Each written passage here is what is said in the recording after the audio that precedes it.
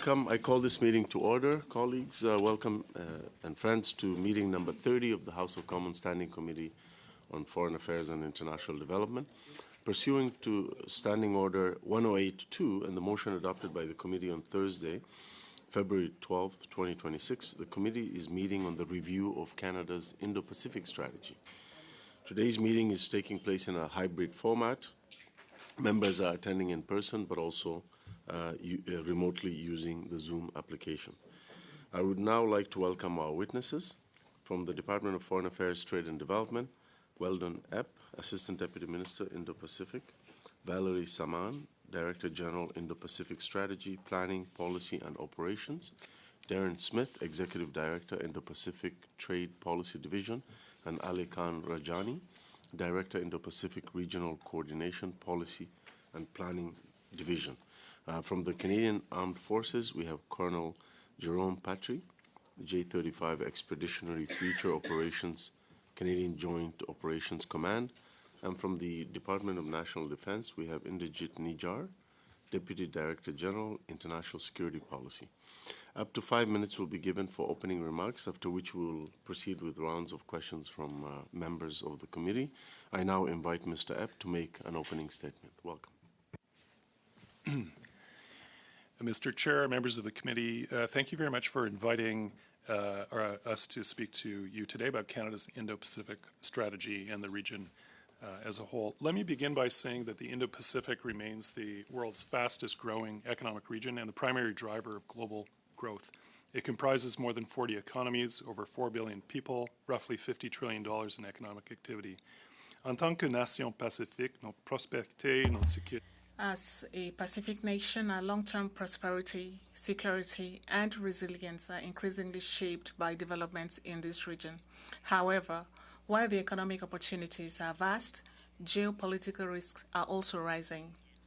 According to the government, this new context only reinforces the continuous relevance of the Indo-Pacific strategy for Canada. The 5-year funding continues to support this central strategic instrument for advancing Canada's interests and objectives in the region. It is important to note that the strategy was designed as an adaptive framework equipped with an integrated review process to respond to an evolving regional context. And by update, I mean both in action and in terms of policy advice. And decisions taken over the past year, we're increasingly focusing on accelerating our trade diversification efforts, on building strong partnerships that reinforce economic resilience and strategic autonomy, and on developing variable geometry cooperation that draws on Canada's strengths in energy, critical minerals, technology, defense production, AI, and other sectors. And a concrete example of this is the new Australia-Canada-India Technology Innovation Partnership. Let me say a few words about what Canada has accomplished since 2022. First of all, Canada's commitment to the region has been strengthened through sustained engagement at the highest levels. We saw more ministerial visits and visits by the Prime Minister to the region between 2022 and 2026 more of such visits than during any other comparable period in recent history. Second, on the security front, we have increased our naval presence in the region as part of Operation Horizon, intensified our participation in multinational exercises, and strengthened sanctions monitoring through Operation Neon. We have signed new defense and security agreements with Japan, South Korea, and the Philippines. Our partners appreciate the strengthened and consistent nature of our engagement and recognize our contributions. Thirdly, trade and investment diversification remains central to Canada's approach. Since 2023, Canada has led Team Canada trade missions in 9 Indo-Pacific markets, including 6 ASEAN member states. Last fall, Canada also concluded negotiations on a Canada-Indonesia Comprehensive Economic Partnership Agreement, and we continue to advance trade negotiations with ASEAN, the Philippines, Thailand, and India. Through expanded Export Development Canada offices across the region, increased regional engagement by FinDev Canada and the Asia Pacific Foundation, among others. I'll also point to the new Office of Agriculture and Agri-Food Canada in Manila that's supporting market access, food security, and supply chain resilience across the region. Let me take a moment briefly to talk about some of our major regional partnerships. Canada's strategic partnership with ASEAN, established in 2023, is elevating our engagement across Southeast Asia through deeper cooperation on the digital economy, energy transition, and food security. And these efforts advance our diversification objectives and strengthen Canada's supply chain resilience by positioning us for a long-term, or as a long-term economic partner in the region. Following the Prime Minister's participation in last October's ASEAN Summit, both sides are committed to completing negotiations on a Canada-ASEAN Free Trade Agreement by the end of this year. Separately, we've built dynamic bilateral relationships with partner governments across the region. And Canada's strengths in both conventional and clean energy across the subsectors position us as a reliable partner for countries across the region, including Japan and South Korea, as they navigate their energy transition or seek to enhance long-term energy security. Quelques mots sur l'Inde. Au cours de la dernière. A few words on India. Over the past year, we have made significant progress in reviving our bilateral relationship guided by a clear and pragmatic approach based on two complementary pillars, security and diplomacy. This two-pronged approach has allowed us to rebuild trust, restore regular communication channels, and refocus cooperation on shared interests and responsibilities as pluralistic democracies. As one of the world's fastest growing economies, India is a key component of Canada's trade diversification efforts. To that end, Prime Minister Carney and Prime Minister Modi also agreed to launch negotiations towards an ambitious Canada-India Comprehensive Economic Partnership Agreement. We have concluded the first round of negotiations and are preparing for the next. This reflects India's growing importance as a strategic and trade partner, as we are now ready to advance bilateral cooperation based on a new Canada-India roadmap. In South Asia, we are also actively deepening our engagement with Bangladesh and Pakistan. They're both poised to play an increasingly important part in our future and in the region's future, given their large populations and growing economies. And we very much welcome Pakistan's recent role in helping mediate the recent ceasefire in the Middle East.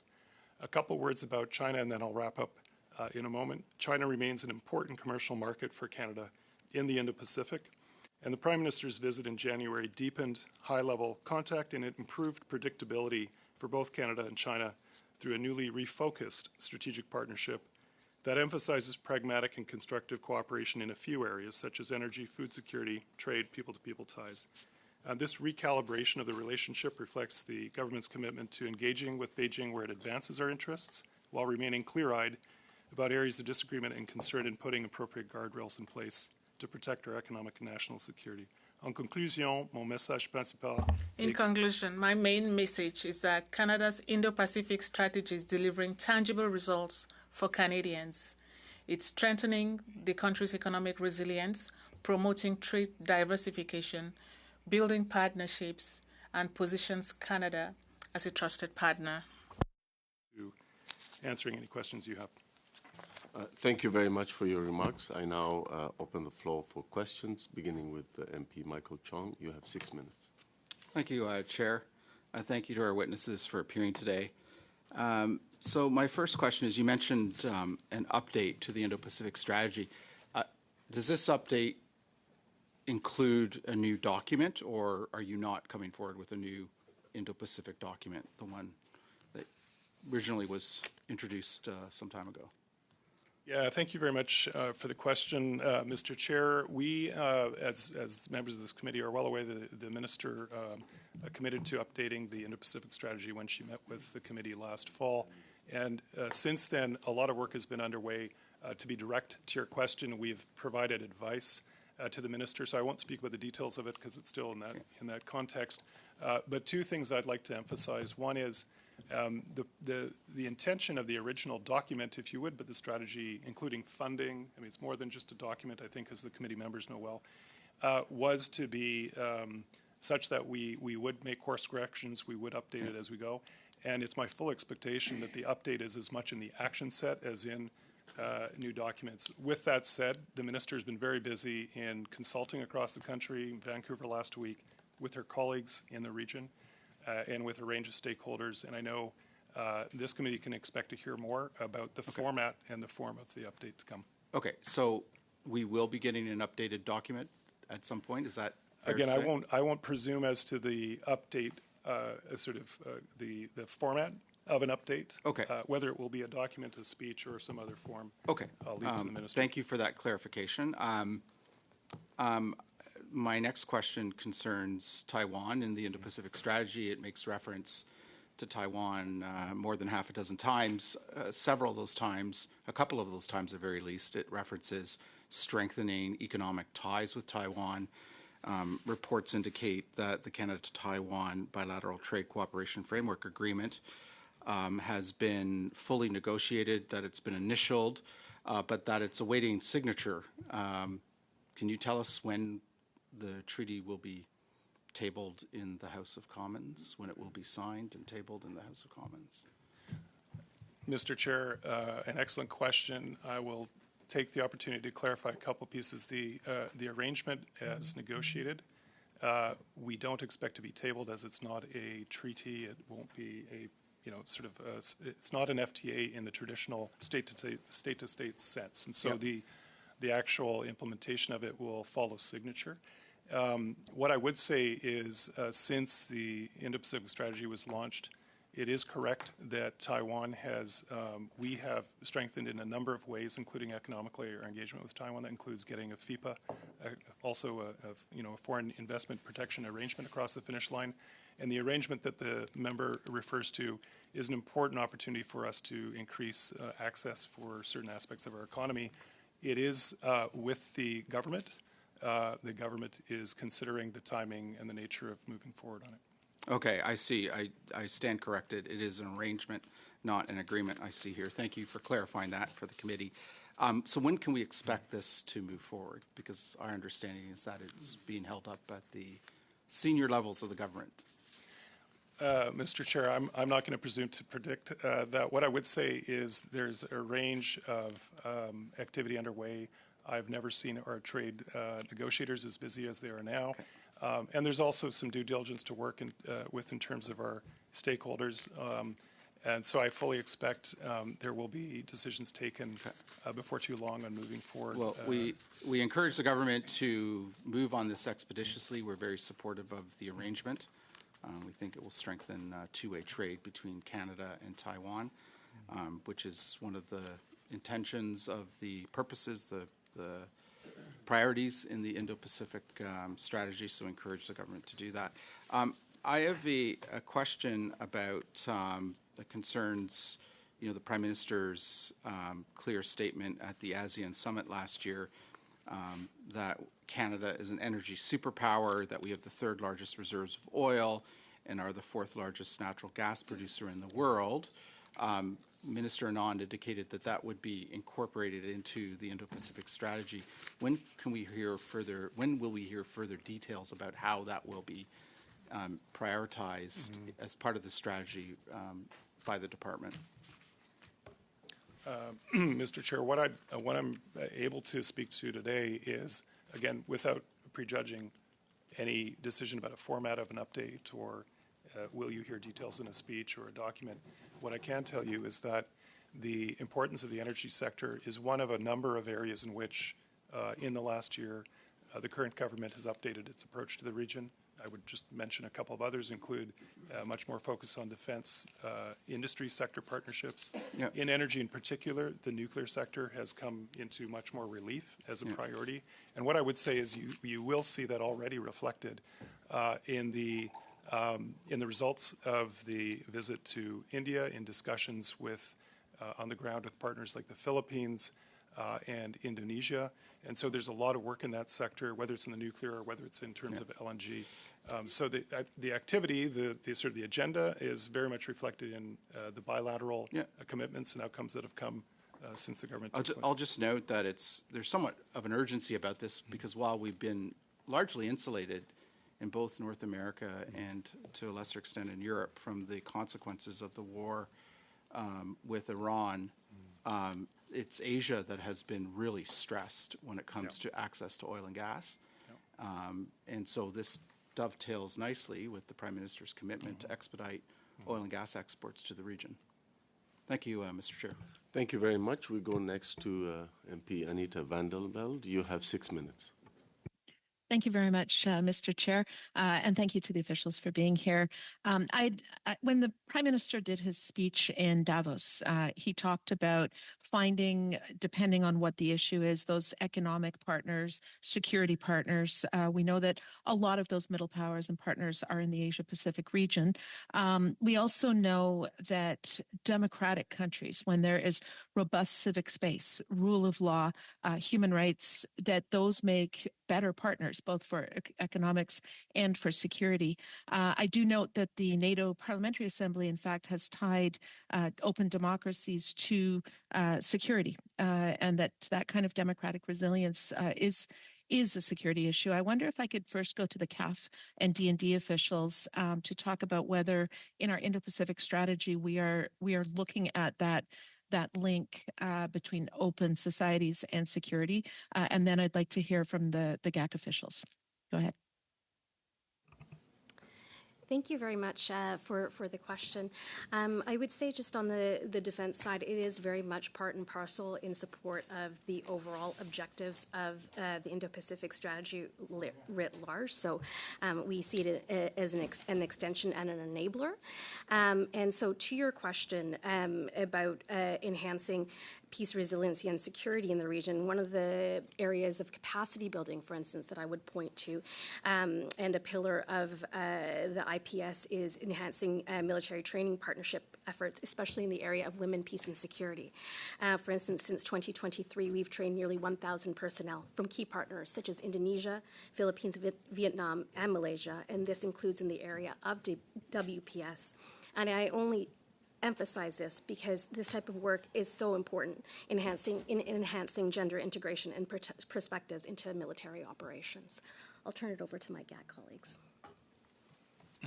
Mr. Chair, thanks for the question. And I think the premise of the question is exactly correct in that, as the Prime Minister has discussed and as our ministers are implementing, we are able to move faster in achieving Canadian interests with reliable partners, and one definition of reliable partner is indeed democratic, transparent polities where we know what we're working with. And that speaks to our confidence in moving forward, for example, with a status of visiting forces agreement with the Philippines. It speaks to our confidence in moving forward with intelligence sharing agreements with Japan and Korea, just to give a couple of illustrations. Thank you. The GAC officials? That was, I should have clarified on behalf of GAC. And perhaps if you could perhaps elaborate a little bit on how in our diplomacy we are engaging on things like human rights, like women, peace, and security. Perhaps you could give us some examples. Excellent question, Mr. Chair. I think where I would perhaps just complement the comments from my colleague from D&D. One of the priority areas actually for ASEAN as a community and working with Canada is to be quite concrete around issues of inclusion and rights. And so one of the areas that they prioritized for the last several years that we continue to work with them very closely on is in the area of women, peace, and security. So that is very concretely related to their concerns about inclusion and better outcomes in terms of the training of armed forces for a variety of things that they would do. I would say separately, we are very much committed to working with partners who share our values to address some of the more egregious and concerning human rights problems in the region, and some of them, the most acute, come to us through the civil war in Myanmar.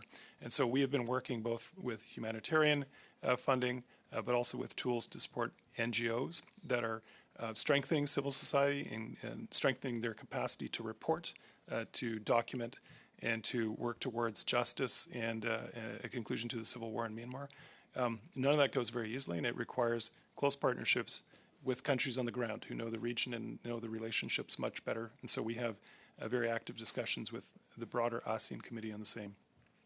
Thanks. Thank you. And as we're seeing more geopolitical competition and authoritarian countries are sharing their strategies with other countries, why is it important that we engage with countries that may be more likely to be falling into democratic backsliding? Why is it important that we have that economic and diplomatic engagement with those countries?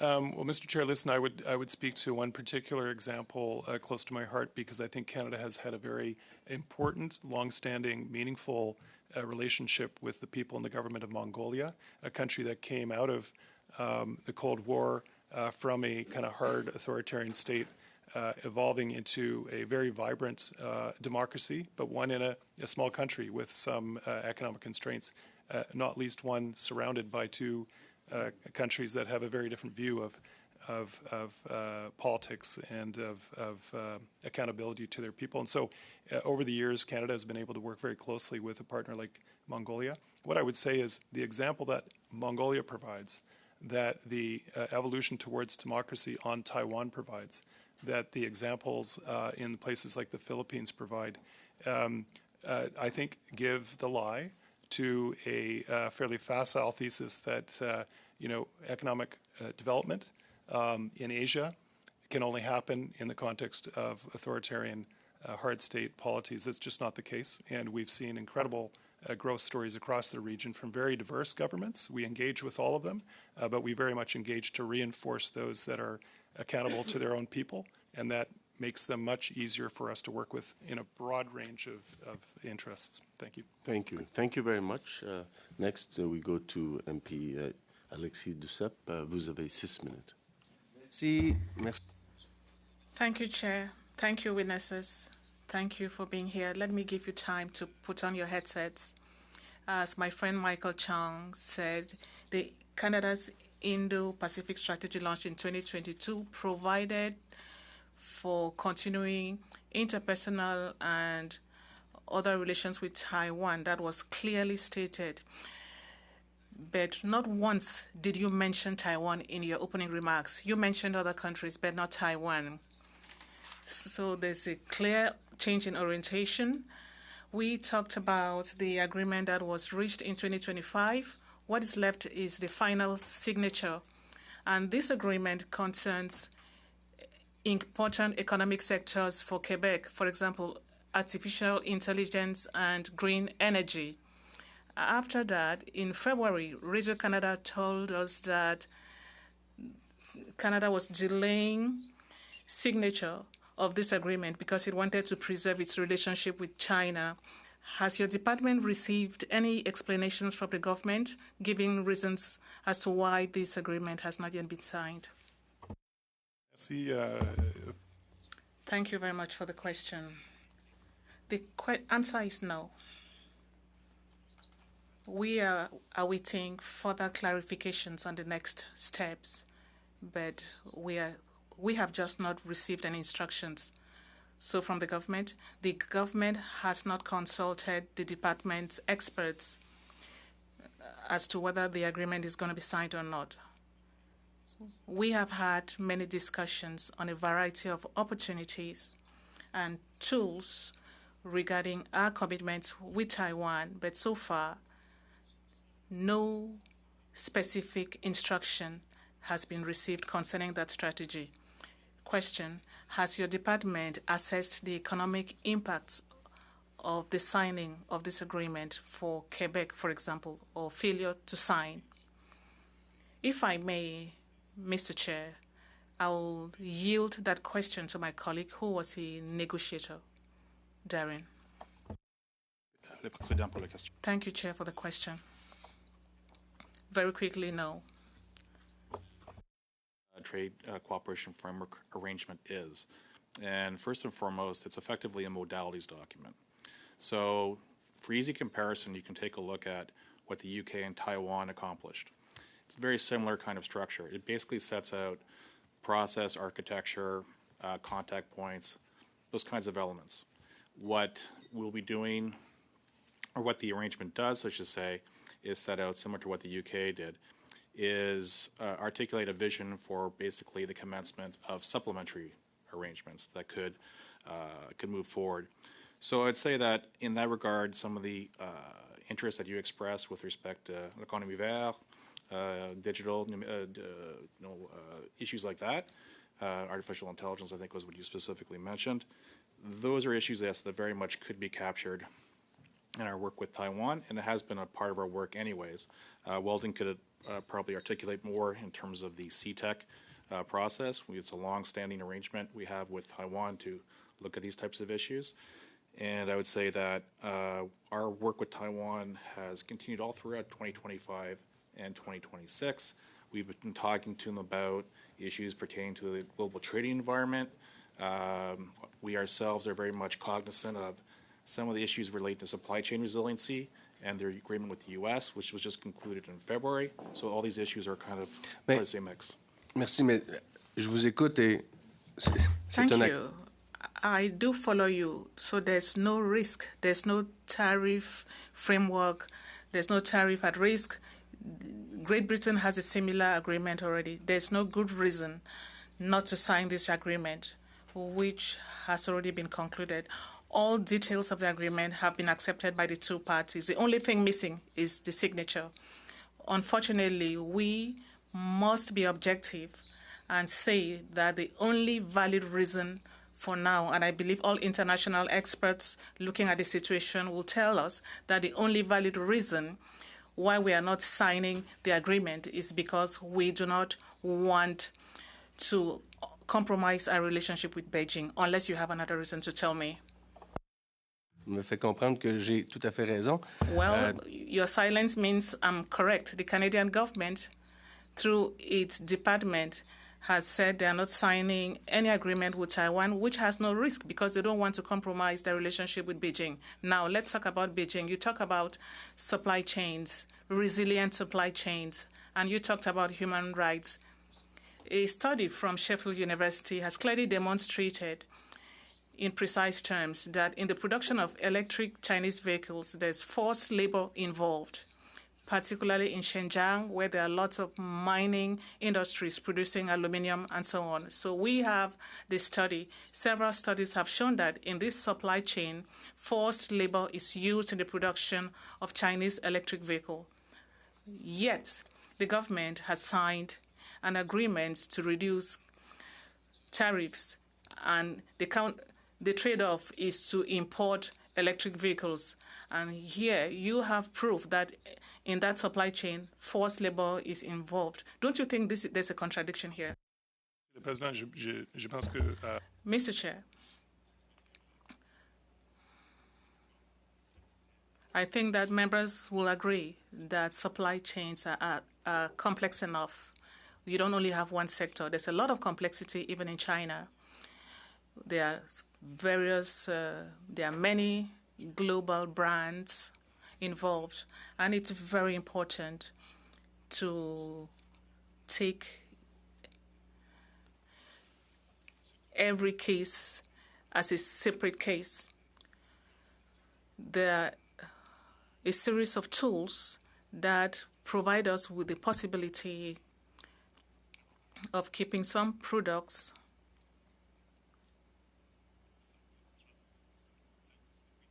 that are produced to avoid products used by forced labor. The Prime Minister is strengthening our capacity to be vigilant when it comes to RCMP investments and investments from the Canadian Border Agency as well. We still share responsibilities with Canadian businesses. We require that Canadian businesses be part of a vigilant process themselves, particularly when it comes to Xinjiang. We have a statement that we have asked our businesses who are partners on the ground all these tools are going to evolve as necessary so that we can maintain opportunities for strategic partnerships while taking into account the possibility of paying attention to forced labor in the supply chains. It's not a contradiction, but it's rather complex. 5 minutes. Thank you, Chair. Thank you very much, witnesses, for being here today. Back in October 2025, the Liberals promised an updated Indo-Pacific strategy as soon as possible. And here we are in April 2026 and still waiting. So I'm just curious if you have any idea why the government missed yet another self-imposed deadline while Canadian families continue to pay the price for delayed economic security.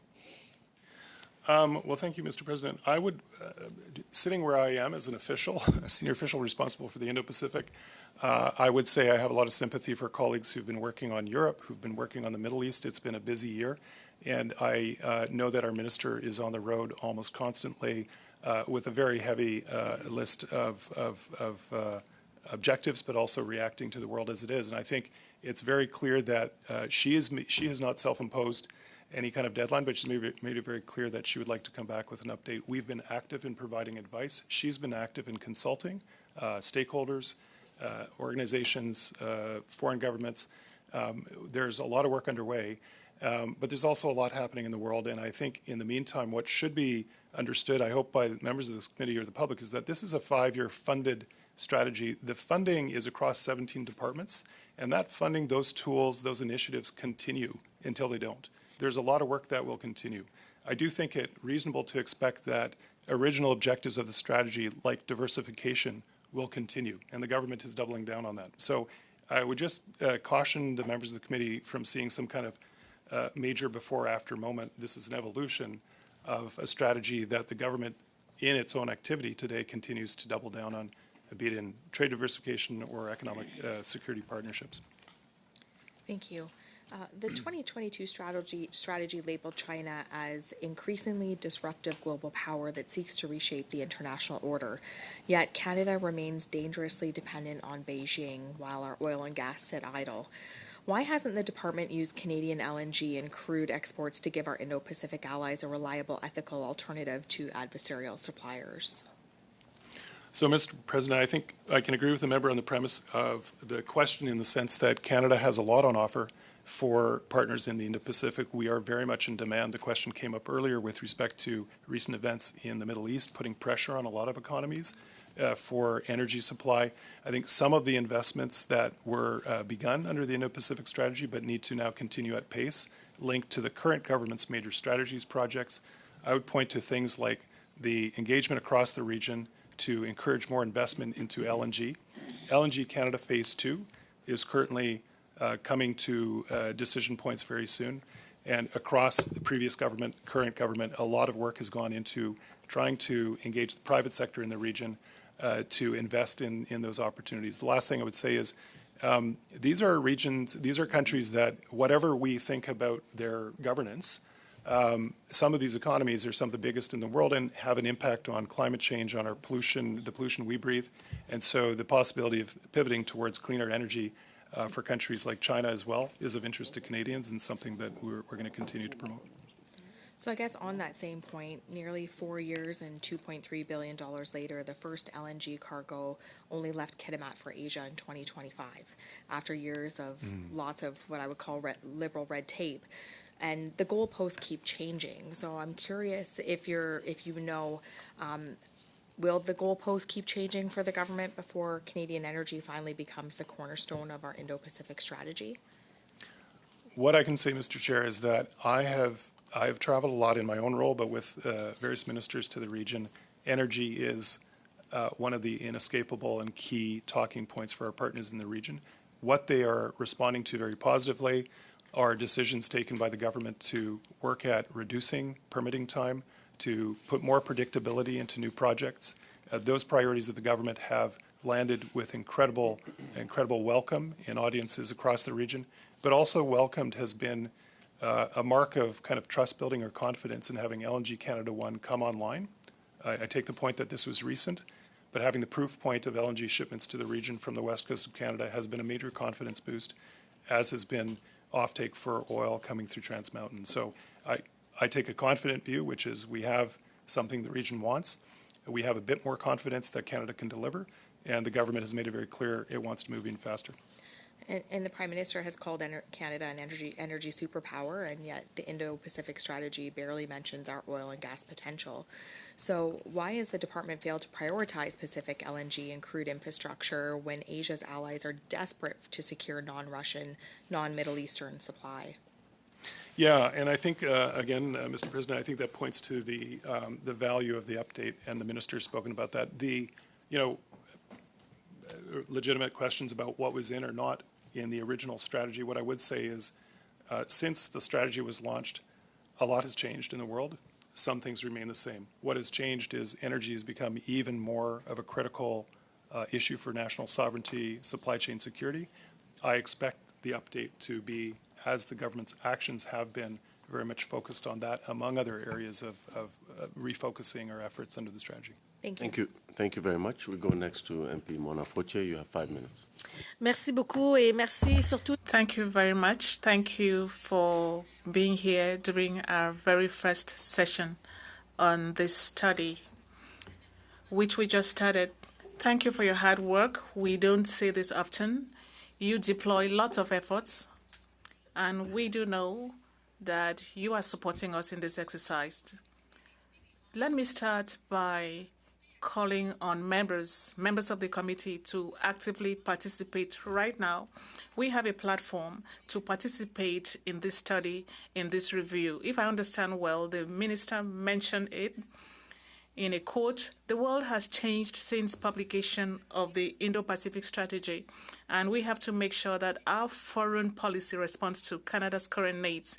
So I believe that this is an opportunity for us to ask you questions, but also an opportunity for us to contribute and say our vision and see how we can update the Indo-Pacific strategy. So let me call on my colleagues on the other side of the House to join us in this exercise, because you said so. The minister has engaged consultations with stakeholders. Maybe you may tell us how we can participate. People are watching us today. How can we participate as Canadians, as members of Parliament? Thank you very much for the question. I agree with your comments in the sense that we will be receiving comments as of this meeting, and we will take all that into consideration as we advise the ministers in the coming phases of the review of the strategy.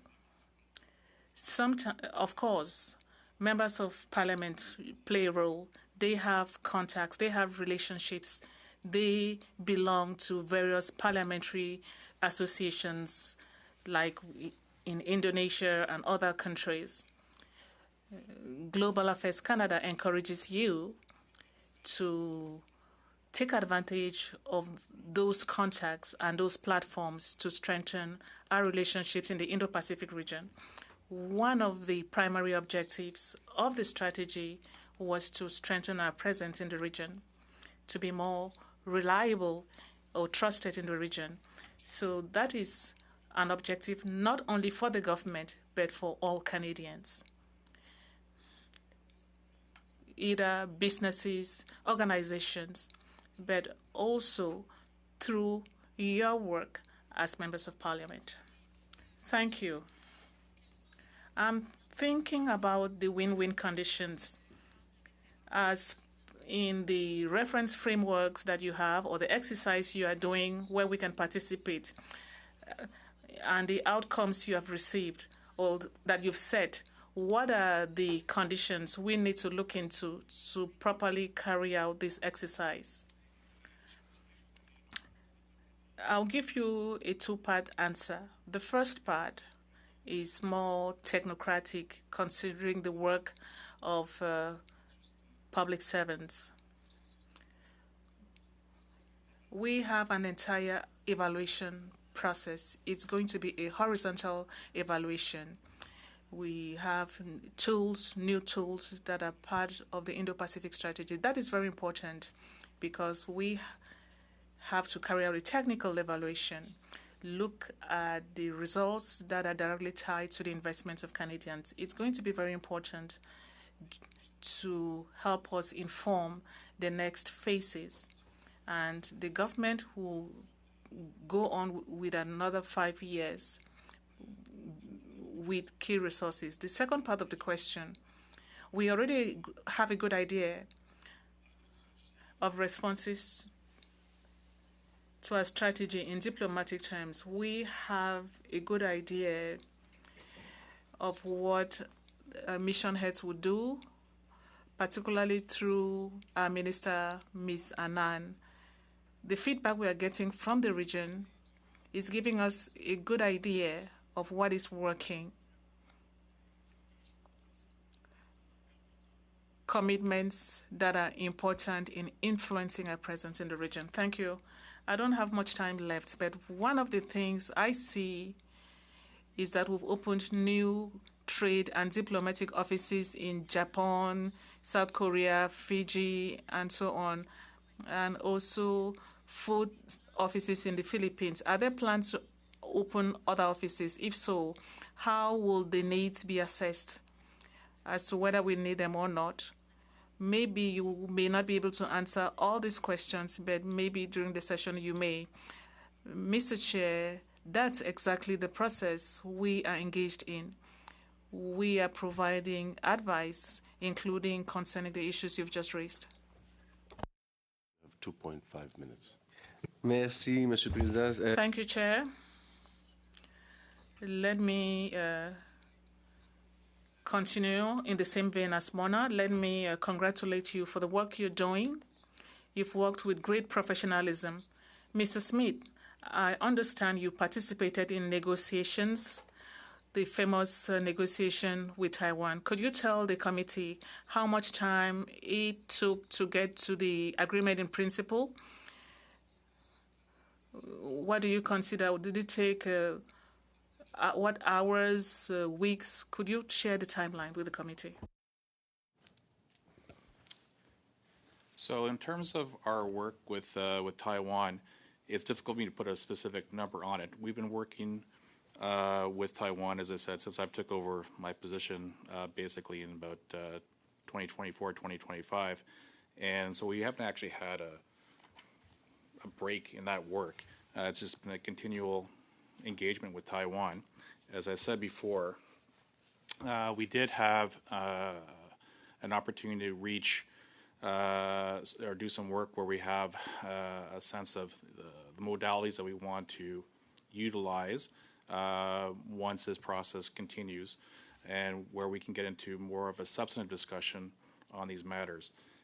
But with respect to the work that was referenced in terms of last spring, it's a milestone, but it's important to understand as well that there's been a lot of dynamic activities in the international trading system over the course of 2025, 2026. And as trade negotiators, we're trying to figure out ways in which we can take into account all these changes that have taken place to the global trading environment, especially on supply chains with Taiwan, which plays, of course, a very important role with respect to the semiconductor space, et cetera.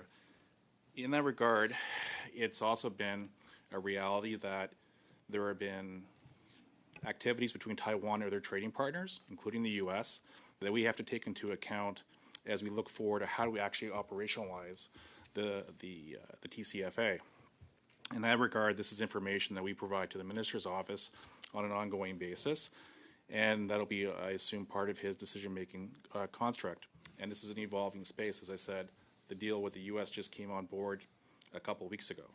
So you have to understand that the work from last spring is just simply just on a modalities function and not really on substance. Je comprends, mais quand le sous-ministre des Affaires étrangères de Taïwan... I understand.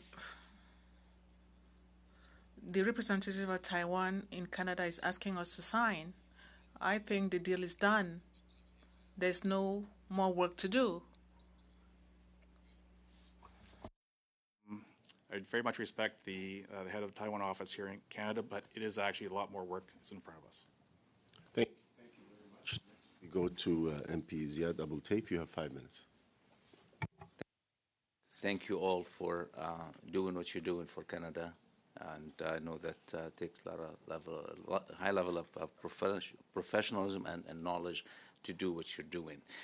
Mr. Ebb, during the negotiation with the Chinese government, some human rights values, child labor, interference in our electoral systems, there were things that we definitely hold against China. Were these items on the tables when you were talking to the Chinese?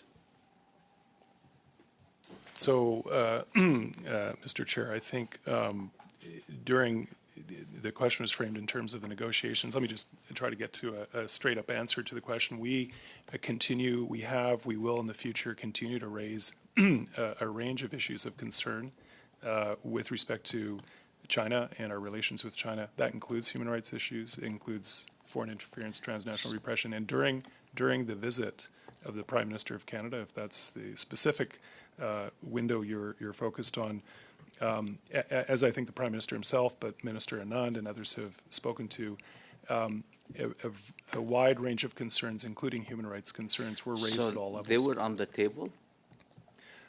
Mr. Chair, I will... No, yes or no, if you can, because I have another question after that. As I've said, Mr. Chair, and as the Prime Minister has said, a wide range of concerns, including human rights, were raised in multiple meetings at all levels during the visit of the Prime Minister. Were they on the menu? Mr. Chair, I'm not going to use euphemisms. I'll say it directly, that the Prime Minister himself and Minister Anand, during that visit, raised a variety of issues, including human rights issues, during their series Was of there meetings. any preconditioning from what the preconditioning of the negotiation from both sides, from our side and from the Chinese side, as a highlight for this committee? Mr. Chair, I'm not comfortable kind of saying categorically what the answer to that question was, because I would just remind the members of the committee that the update to our approach, our recalibration of relations with China, actually had a number of different tracks. And just to be very specific, there were resolution of trade issues, access for canola, et cetera. There were discussions on those tracks. There were discussions about how do we move forward. And the moving forward was about taking what had been an existing strategic partnership that was broad and ambitious and dated to a different era and saying, what can we do to make it fit for purpose and focused in 2026? There were no preconditions in the sense that you perhaps are asking for to that. There were interests, and it was in our interest to say our ability to move forward in a relationship with China needs to have a security table. It needs to have an opportunity for us to talk about issues of human rights. In order to come up with an agreement, you're sitting on the negotiation table. I know this negotiation is two-way street. It's not just one way or the other. It's just both ways. Both parties has to agree.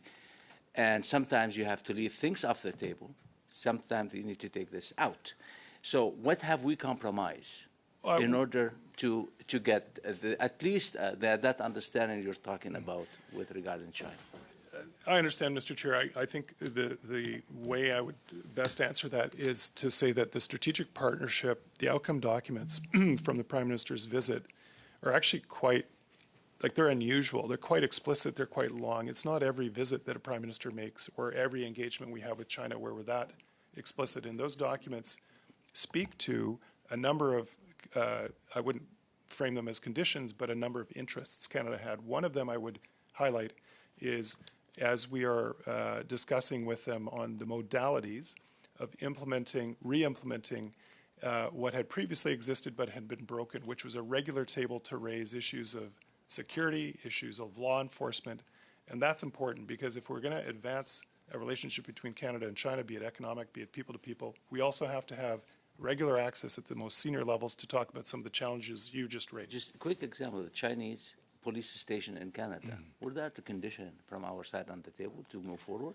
So to move forward, the intention is for exactly those sorts of issues to be a regular part of our agenda. The concerns we have about foreign interference, concerns we may have about the applicability of Chinese law, long-arm jurisdiction, transnational repression, those sorts of issues are issues that are appropriate for discussing in our law enforcement and rule of law dialogue, and that is one of the objectives coming out of the updated strategic partnership. Thank you.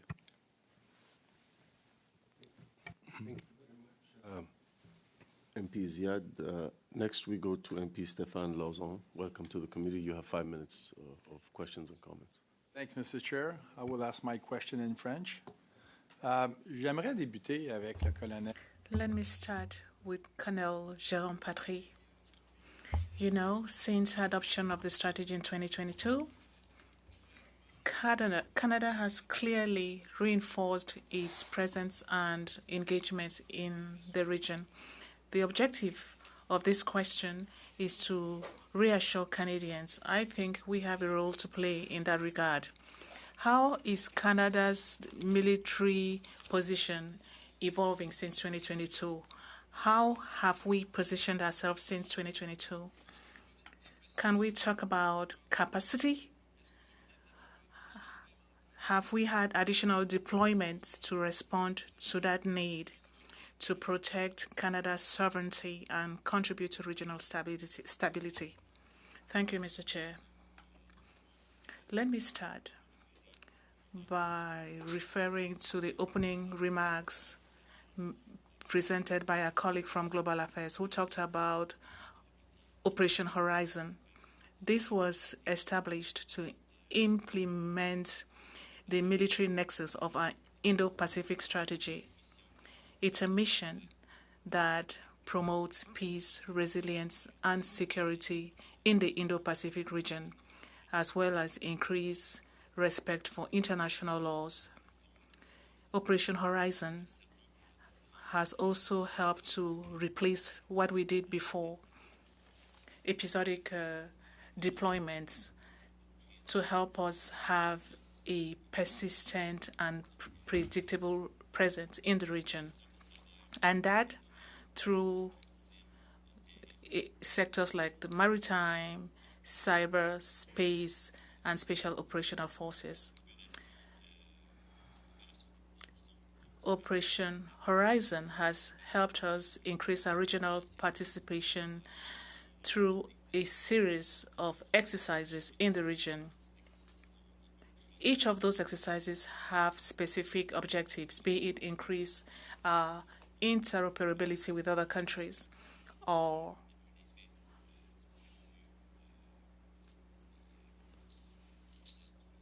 I'm trying to find the term in French. It helps us build our capacities as well. So it helps in our capacity building. Now, you did not talk about respect for human rights and our commitments towards democracy and international order based on rules-based international order. Are those rules expected? Could you tell us more about that?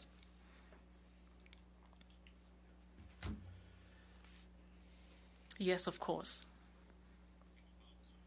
When we talk about capacity building, what do?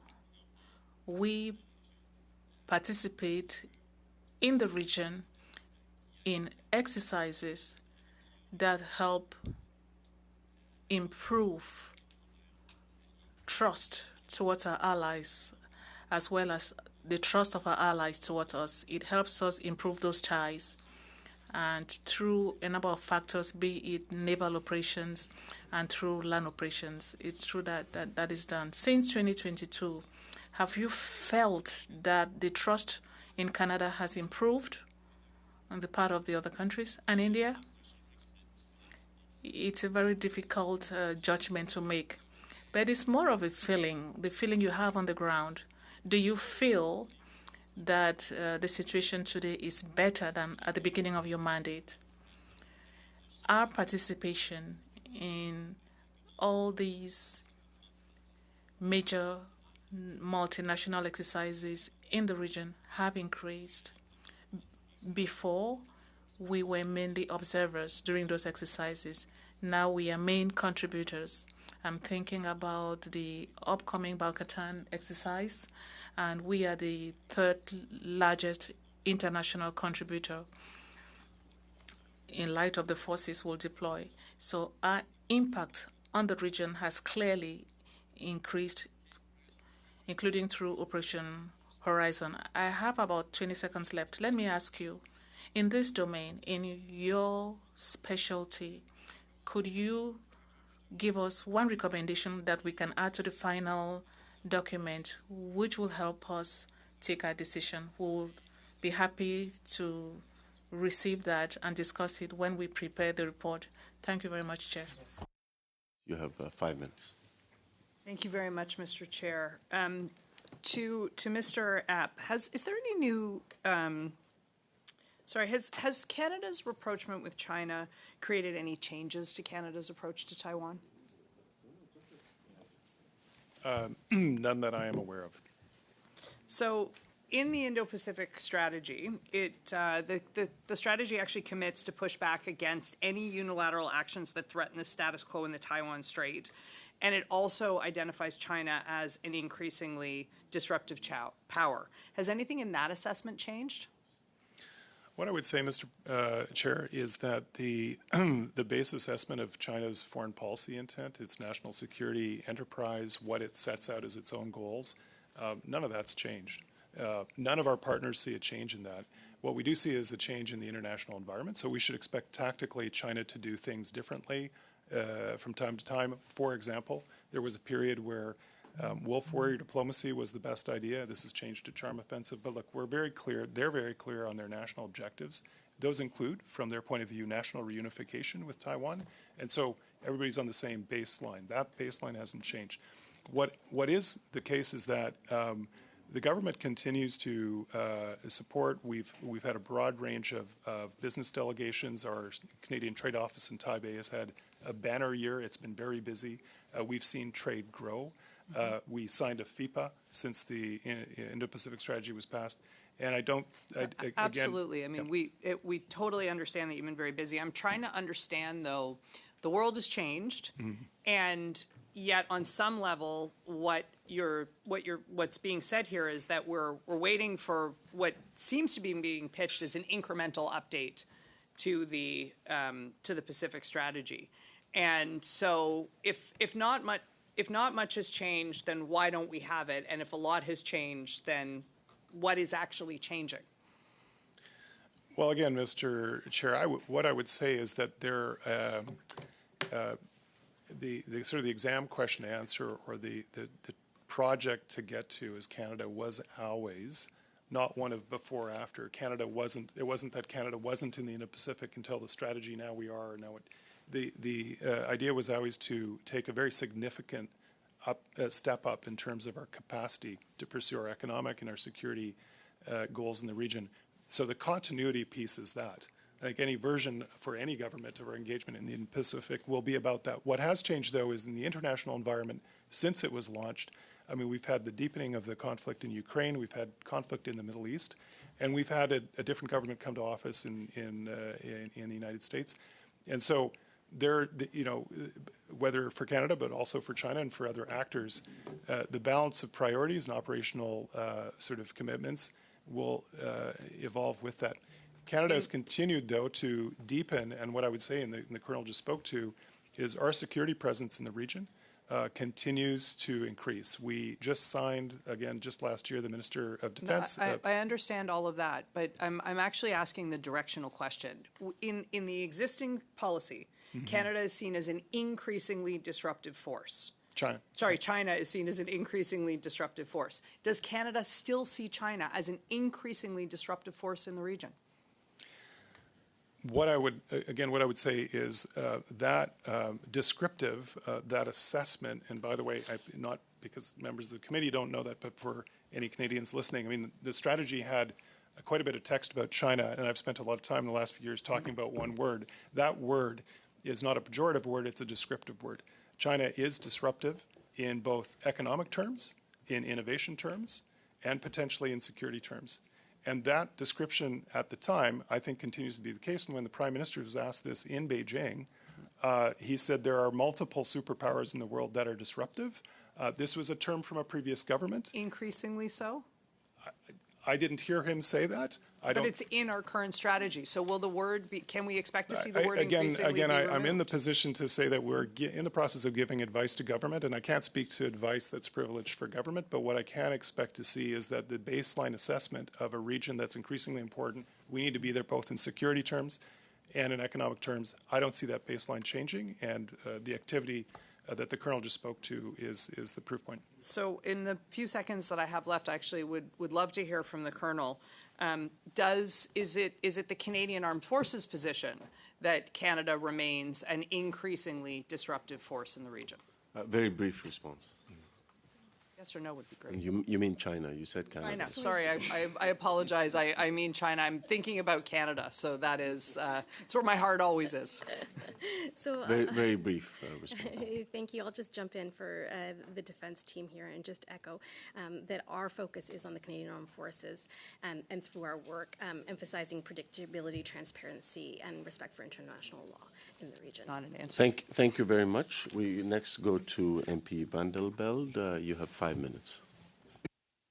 Thank you very much. And I'd just like to sort of switch gears here a little bit and talk a little bit about the development and humanitarian support that Canada provides in the region. We know that this is a region with a wide variety.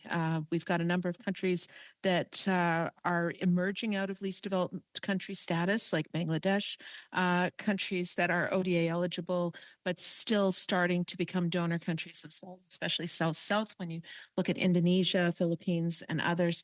And I wonder if you could talk a little bit about how Canada is engaging with these countries, both in terms of humanitarian needs. You know, we've got tremendous needs, for instance, the situation of the Rohingya, but more importantly, how we're moving toward support in development and partnership in development.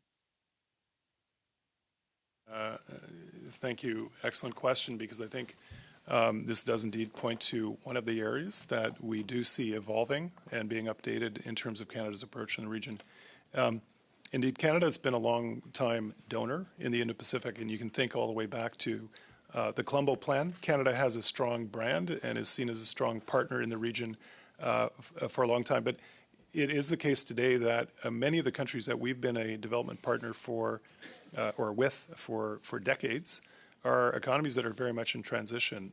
Some of them are now lower middle-income economies, and their needs to continue to develop require us to be nimble and look at the approaches and the partnership that Canada can bring to the table. And the thing I would say quite concretely that provides an excellent opportunity for is to something that our minister has spoken about, or Secretary of State Sarai has spoken about, and that is bringing in the Canadian private sector. There needs to be a continuum between our development assistance partnerships with economies that are lower middle income economies, you know, the Indonesias, Vietnam, et cetera, where Canada has been a strong development partner, but we now have FTAs in the case of Indonesia just negotiated. And so the toolkit can't just be two separate worlds. It really needs to come together. And the Secretary of State's spoken about that being one of his top 3 priorities for the region. I can talk about other aspects. There will continue to be a lot of work being done to address needs identified by our partners in the region, be they inclusive economies, so working with communities on better inclusion of women and girls in their economies, humanitarian issues, and also disaster risk and resilience. Those will continue, but watch the space in terms of how we work more closely with FinDev Canada, with the Trade Commissioner Service and others to bring blended financing solutions, et cetera. The last example I'd give in that regard is with respect to free trade agreements. So in the case of Indonesia, we committed to providing support to the Indonesian government to make sure they get their game up so that we can see strong utilization by companies from both sides, but with respect to high standards, be they with respect to environment or labor. Thank you. Well, thank you. And thank you for mentioning environment, because I know that Canada has also been has taken a leadership role when it comes to small island states, and particularly when it comes to climate. So I wonder if you could tell us a little bit about Canada's leadership in terms of helping with climate mitigation, climate adaptation in some of the countries in the region. Thank you again for the question. Perhaps I can give a couple of illustrations of areas of work that are already underway by terrific Canadian partners, Canadian NGOs and others. This speaks to climate adaptation in terms of economic capacity. So we have projects in both the Philippines and Indonesia that work with small business owners, mostly women-led businesses, to adjust to climate mitigation in climates that are increasingly at the front line of seeing traditional livelihoods being affected, be those farming, fishing, et cetera. Another area, and this points to the capacity now that we have, as a previous member of the committee mentioned, a new mission in Suva, Fiji. We have the capacity to work in a much more productive and responsive way with the countries that are Pacific Island countries. And so the Kiwa Initiative is an example where we are working together with other donors, because we're a newer, smaller player, I would say, in the development space in the Pacific, but with France, among other partners, to support climate mitigation across small island states in the Pacific. So the Kiwa Initiative would be another example of that work. And you mentioned women, and of course, women as economic drivers in their communities. I wonder if you could tell us, our Feminist International Assistance Policy, of course, means that women are not just beneficiaries of aid, but are driving and part of the design and the delivery of programs. I wonder if you could tell us just a little bit about that. Again, very brief response, because we're a little bit over time. Indeed, very briefly. Listen, what I would just say is I've had the privilege of being able to travel with our ministers to the region and see a number of incredibly important projects that demonstrate the value of bringing that lens to not only the what, but how we do our development assistance, how we develop and work with countries to develop their economies is as important as the what. It brings in inclusivity, it brings in women and girls, and that will continue to be a priority. Thank you very much. We go next to MP Duceppe. You have 2.5 minutes. Merci, Monsieur le Président. Thank you, Chair. We recently carried out a study on Canadian sovereignty in the Arctic. Someone came and did a presentation in a public session here, and we were told that the greatest threats in the Arctic was Russia and China. So in your assessment, in light of what we're doing today, are you placing it in the balance when you study the Indo-Pacific strategy? Because that information was public. Excellent question. Let me underscore some factors or areas of our work. And it comes after conversations with our partners in the region, democratic partners who have an interest, a legitimate interest in the region, for example, Japan and South Korea. As you approach the Canadian Arctic, there's always the relationship with the Indo-Pacific, and it's up to us and our partners, the United States and South Korea and Japan,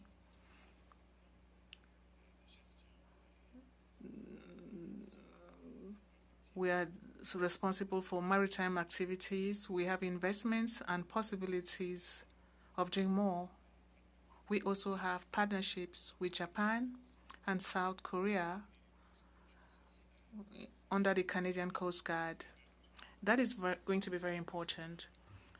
We also have investments that members of the committee know very well in terms of our Government of Canada capacities on the ground in all domains. We saw the budget envelope for defense, which is rising, but the budget for international development and assistance are dropping. How will that affect the Indo-Pacific area? Are you considering that in the Indo-Pacific strategy? What I can tell you is that we are well aware of the fact that one of the government's priorities is to cut expenditure. And those cuts are real and they have an impact. There are choices to be made. It's up to the government to do that. Well, I want to find out what the impact is. Now, about the development budget and its impact on the Indo-Pacific strategy. There's a new approach in the region. We have greater opportunities to work with our development partners, and the tools are not simply development funds, but increasingly include possibilities for the private sector to participate through technology, through development objectives like energy. Thank you. Minutes. Thank you. So I want to ask a bit about this memorandum of understanding that the Government of Canada entered into between the RCMP and the China's Ministry of Public Security. My understanding, that's the only memorandum that hasn't been made public. That's correct, isn't it? I would have to check, Mr. President, but Mr. Chair, but I think that could be the case. Yeah. Can you speak a bit to the broad term, since it's not being made public? Can you tell us, I mean, there are concerns that people have about this memorandum of understanding, and understandably so, because previously there had been cooperation between the RCMP and Chinese authorities on the information sharing to prosecute criminals, but the PRC ended up taking that information and prosecuting and persecuting, I should say, dissidents. Operation Fox Hunt comes to mind. So what is in the memorandum of understanding that ensures that China is not going to use information conveyed to it by the RCMP or other Canadian authorities to target individuals critical of the PRC? So two things, if I might say, in terms of the question. I won't speak to the details of the MOU, and I think the RCMP can do so. But what I would say is the concerns that are raised here are based on experience and based on concerns that are shared by Canadians, communities that have been targeted for transnational repression. Those are well known to us, and they remain a priority. These are discussions we have regularly. The focus of the next steps, just to be clear with the committee, in terms of cooperation between the RCMP and the MPS, has been very much focused on trying to move towards a much more practical, outcome-oriented conversation on fentanyl, among other things. We are also looking at discussions that get to more practical cooperation on issues of international online scam centers that are supported by international crime. So there are a number of concrete things there, but the premise of the question is understood. Sure. So speaking of practicalities and speaking of areas that are the department's responsibility, does it touch on making clear does it touch on issues like the illegal police stations that were established by the PRC here in Canada over the last several years?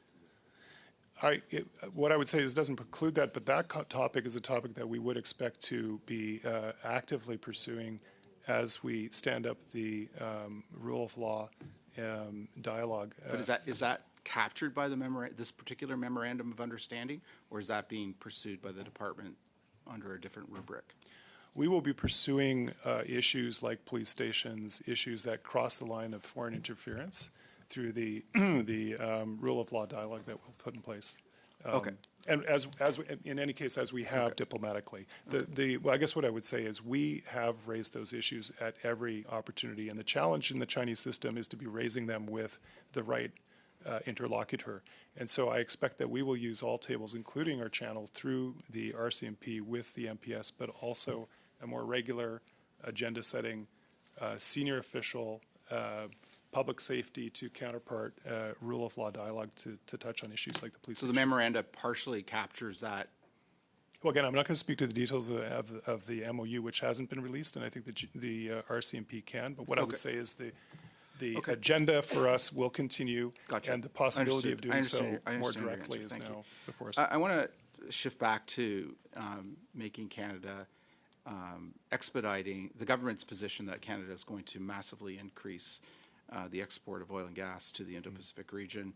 The Prime Minister last year signed a letter of intent between Canada and Malaysia to increase investment in LNG exports, among other things, to Malaysia. Malaysia is one of Malaysia's largest companies. Petronas is the part owner of LNG Canada, and the plan is in phase 2 to double up that pipeline and double the BC Coastal GasLink pipeline, and to double up the ability of that export terminal. So how involved is the department, seeing that this letter of intent has been signed? How involved is the department in working on this issue? My answer to the question would be that our department's most active proponent and champion of this is our High Commissioner to Kuala Lumpur, Jody Robinson. She reports to me. We're very actively prioritizing this area of work. It's it's an area of work that, as you mentioned, Petronas has led, and we're supportive of Petronas. So, question for you: How does you're out of time? Sorry. I'm out of time. Yes. It's only okay. Thank you. No, you're over by 30 seconds. I'd like to take the next round. Then No problem. Thank you. Next is MP Mona Fortier. You have 5 minutes. Merci, Monsieur le Président. Alors, Thank you, Chair. As I said before, we have an opportunity to have a conversation. This is one of the it is one of my favorite topics is the Francophonie. Can we see if the Francophonie is taking a greater place in the strategy as we review it? I say this because the International Organization of the Francophonie has just published a report. French in the world in 2026. Do you know that French is now the 4th most spoken language in the world? It was 5th before. It's the foreign language most learned. One is the 3rd language that is used in business relationships. Now, I may go on and on. Now, let's look at these 3 examples. As we review the strategy, how do we highlight the Francophonie as a win-win factor? We know that in November, the Francophonie Summit will take place in Cambodia, if I'm not mistaken, and that's the Indo-Pacific region, so that's a golden opportunity. In Canada, we want to make sure that the Francophonie continues to grow. We are going to be running for the Francophonie leadership in 2028. So we are proposing to host. Let me start by adding something. This year, we have an interesting possibility. After some 20 or so years, it's going to be the first time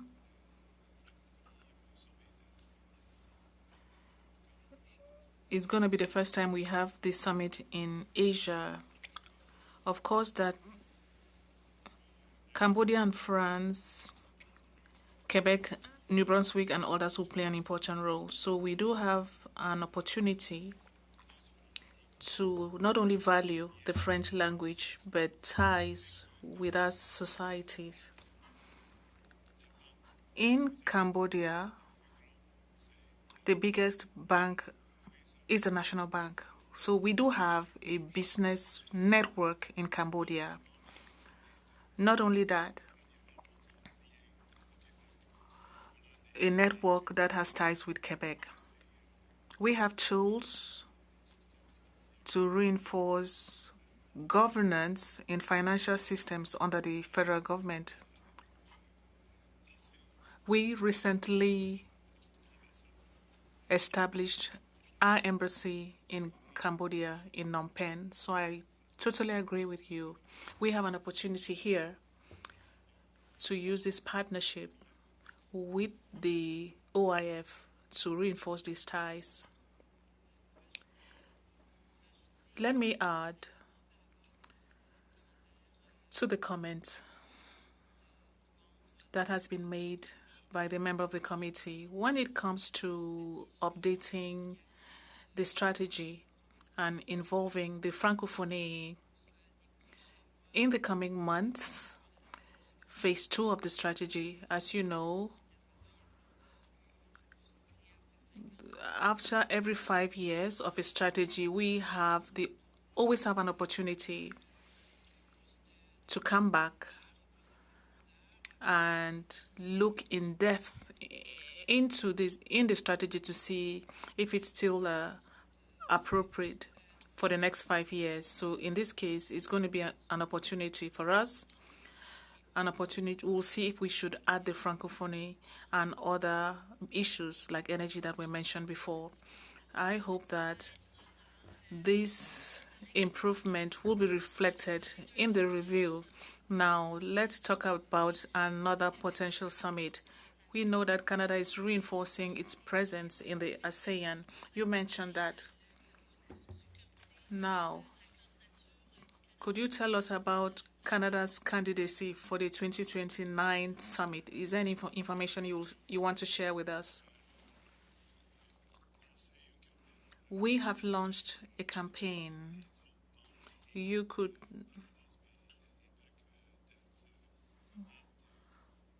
have notified other APEC members to be host country in 2029. This requires an entire process. The other members need to support us. I think only 2 countries are left. We are still awaiting a formal letter confirming their support for our candidacy. We have started planning hosting the APEC summit. You have 5 minutes. Thanks. Thanks, Chair. So I just want to continue my questioning on Petronas. The Prime Minister indicated that Canada could double its LNG exports from 50 million tons a year, which is expected by 2030, to 100 million tons a year by 2040. So this is a fairly sizable increase in Canadian LNG exports if that were to happen. So I just want to understand a bit more about what actually is going on in terms of the machinery of making this all happen. The phase 2 has been referred to the Major Projects Office. So how is this all being coordinated with GAC? Is the ambassador in Kuala Lumpur talking to the Major Projects Office? How is this all working? Look, an excellent question. I may fall short in providing entire clarity on it. I can talk to the GAC role, and clearly part of the challenge, but also what we're seeing really moving and taking hold is, this is about making sure we have a clear value proposition and clarity on process and on expectations. And so that gets to things like permitting timelines, et cetera. So some of the policy changes that the government has announced in terms of how we go about major projects. Also identifying a key center of accountability for delivery, which is major projects, is part of the equation. The other part is then making sure that potential proponents or participants understand the opportunity. That's the role where GAC really steps in. It is our High Commissioner in KL, super active, knows the C-suite of Petronas very well, introduced them to me, to Minister Anand, to the Prime Minister. We're going to continue to keep those lines open. That company in particular, I can say without getting into something commercially confidential, is incredibly sophisticated. Having been, as you pointed out, very active leading the consortium on LNG Canada 1, have spent incredible amounts of time getting to know in detail the various Indigenous First Nations communities who are impacted and partners in the region. So I have full confidence that the discussions that Petronas is having now about whether they play into LNG Canada 2, but also other major projects, not major projects in our sense of the 11, but other significant energy opportunities on the west coast of Canada. Quite significant discussions. That's where GAC plays a role, and then we hand off. Petronas is a special case because they're already very much on the ground, but for new companies, there's a handoff with Invest in Canada. The handoff to Major Projects Office is, their role is to drive delivery. So as the resources, funding, investment funds are committed or available, then it's to them to coordinate on the delivery. We're on the front end of kind of client acquisition, if you would. Is it safe to say that coming out of the letter of intent signed signed between Canada and Malaysia, that this phase 2 is a live issue in relations between Canada and Malaysia? I would say it's a commercial decision at this point for Petronas, principally. I mean, in the case of Malaysia, it's Petronas. Yes. So that commercial decision is very much in active, very much a live discussion with Minister Hodgson's team and on the ground with GAC's Trade Commissioner Service and our head of mission there. Okay, that's helpful. Thank you.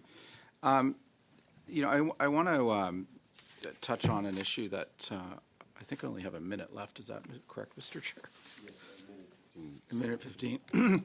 on parliamentary exchanges, which I think you and I are going to talk a bit later about it. But you know, the Prime Minister in the readout between him and the chair of the Standing Committee of the National People's Congress agreed on or emphasized the importance of parliamentary exchanges.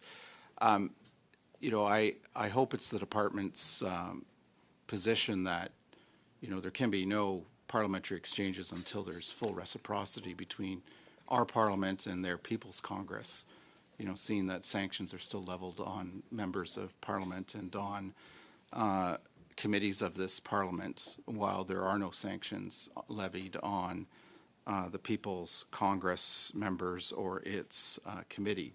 Is that a fair assumption to make? What I would say is I entirely understand the the premise, and it would be a government decision to take. What I would say is, since my first post in Beijing in the 90s, I've seen the value, but the value has to be, of these exchanges, has to be calibrated to, you know, the risk-reward ratio. I'll just finish with saying, like, it's a question of national honor, national dignity, national self-respect, that there be full reciprocity before any of these exchanges can take place. It's entirely understood, and I'll take that back. Yeah. Thank you. Full reciprocity. Yeah, thank you. Thank you very much. We go next to MP Lezon. You have 5 minutes. Thank you, Mr. Chair.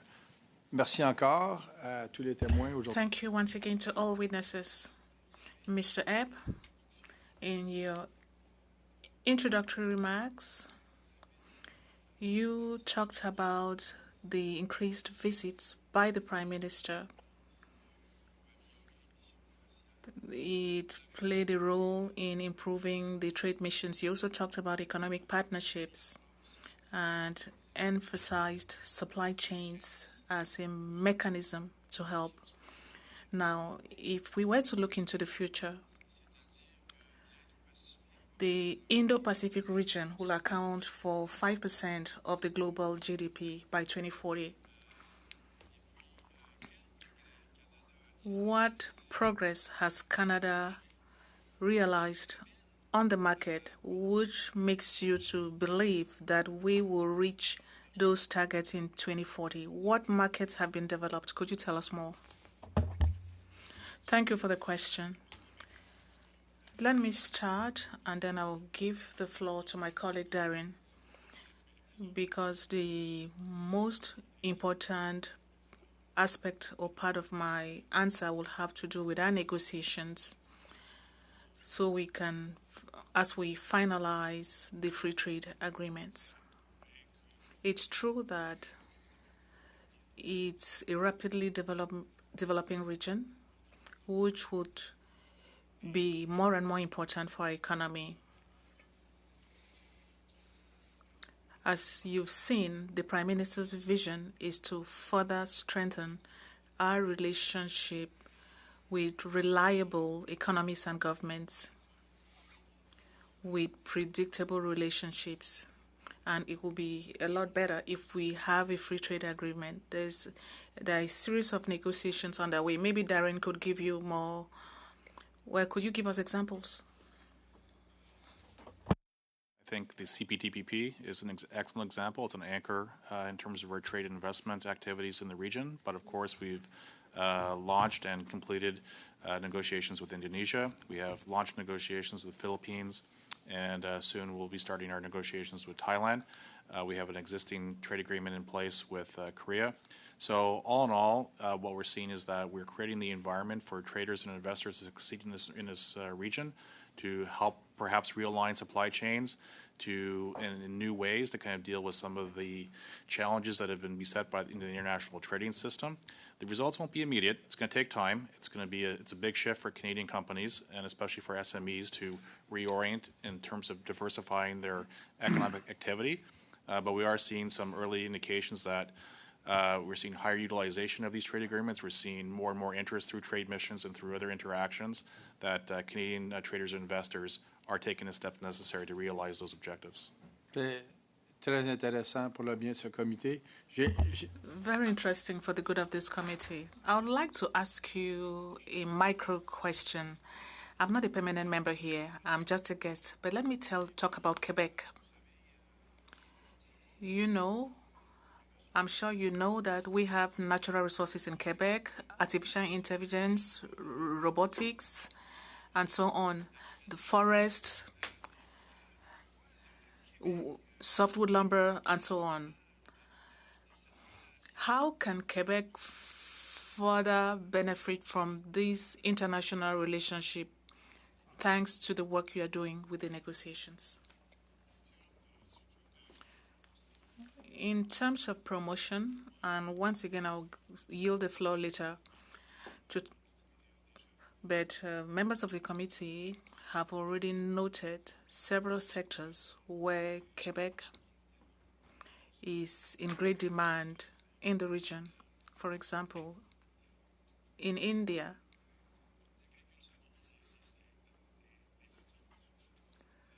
expectations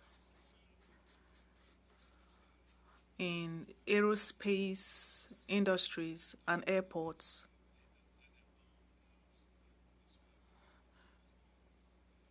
presents an opportunity for our businesses in the sector. So it's important for us to be present there, to be building those links and opportunities to contribute more in that sector. Now, as to what Quebec can add in negotiations and consultations, could you say something?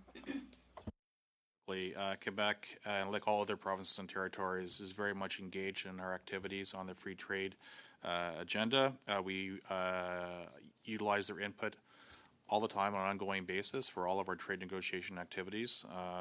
In fact, we get very clear and concise information from both the Quebec government and from Quebec stakeholders about some of the very specific opportunities, those issues that we need to concentrate and prioritize with our negotiating partners. Quebec has a very diversified, export-oriented profile and also has some very strong companies that are involved in international activities from an investment perspective as well.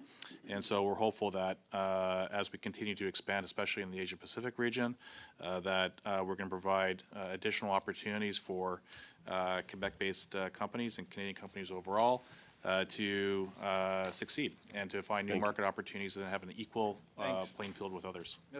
Thank you very much. We go next to MP Alexis Doucet. You have 2.5 minutes. Merci, Monsieur le Président. Thank you, Mr. Chair. When a bill is tabled in the House and it concerns your department or has an impact on your work, I believe you assess the bills and look into the impact it could have on your work before it's enforced. Or do you wait for it to be adopted into law before you assess the impact? Normally, we do that work in advance. Could you tell us whether you've assessed the impact of Bill C-251 on forced labor that was tabled by Mr. Sava Tremblay? Have you assessed the impact it could have if it passes? Personally, no. I have not seen any such assessment. Has anyone here done an assessment? So if ever you could, look into it with members of your department, find out if an assessment has been done. I will appreciate that. Of course, tell us what you may. Thank you. Let me conclude with what I started with. Do you have, take two, have you sent any advice to the Minister of Foreign Affairs concerning the agreement with Taiwan? In your opinion, saying whether it should be signed or not signed? Was that part of the work you did as public servants?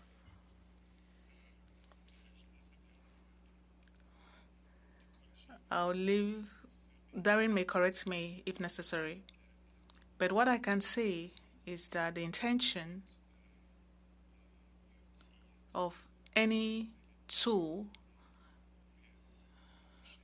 intended to reinforce or open markets abroad, including the one in Taiwan, is to give us a platform where we can compete with our competitors. Did you give any advice to the minister on signing? I cannot share with you here any advice we gave the minister. Okay, you can't tell us what you told the minister. So it's ministerial confidentiality. But did you tell her something? Well, it is important to pursue opportunities for our exporters. Taiwan is an important market where we could not have an even playing field before. So my colleague, Darren, and the others, and the other negotiators are working hard so that we can have this even playing field. Thank you very much for your work. I think that your work, I hope your work will receive compensation when that agreement is signed. Your appearance before the committee, we really appreciate it. Merci beaucoup. Colleagues, the clerk had distributed two budgets for adoption by a committee earlier today. One is for the mandate of the ambassador of Canada to the United States. That budget is $500, and the second one is the review of Canada's Indo-Pacific strategy, $22,500. Is it the will of the committee to adopt these budgets? Yes. And one last thing before we adjourn. The informal meeting between this committee and the visiting delegation from South Africa has been postponed to June, but in its place there is a request by the Deputy Minister, the Deputy Minister of Foreign Affairs of the Republic of Kosovo and his delegation to meet us on the day that we would have met the South African delegation, which is Tuesday, April 28th, 2026 at 9:30 a.m. It's an informal meeting. We had already agreed to block that slot for the South African delegation, so I'm asking to replace that delegation with the Kosovo delegation and to authorize the clerk to be allowed to be given authorization for the small hospitality expense for that meeting. Do I have approval from the committee for that? Okay. And finally, is it the will of the committee to adjourn the meeting? So adjourn. Thank you.